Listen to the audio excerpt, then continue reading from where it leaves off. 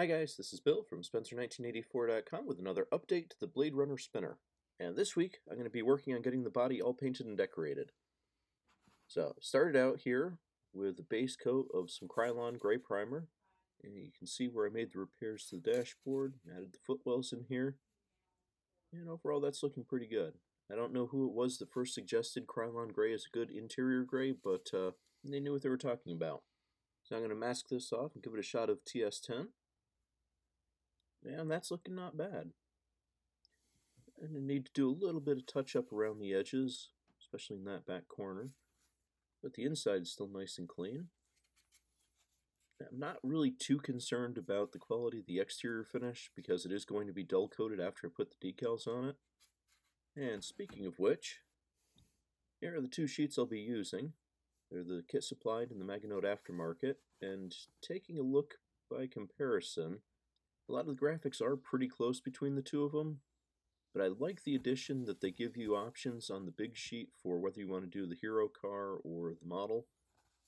And some of these, you can see, yeah, they got some pretty big differences between them.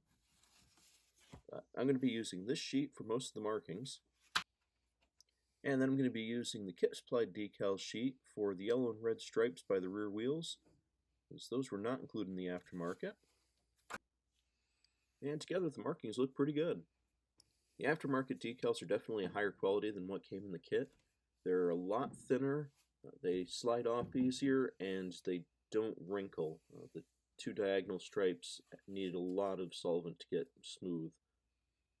But overall, pretty happy with the results. Now, I'm not trying to replicate exactly one specific model that was used at some point in the movie, so don't use this as being completely accurate to something. But overall, I think the vibe is just about right on it. Do still need to touch that up there.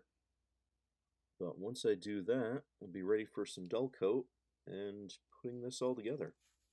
I actually was hoping to get a little further in the build this week. I wanted to get all the major components pulled together, but I was not paying close enough attention when I was painting and fouled up the front wheel covers, so I needed to get those repainted.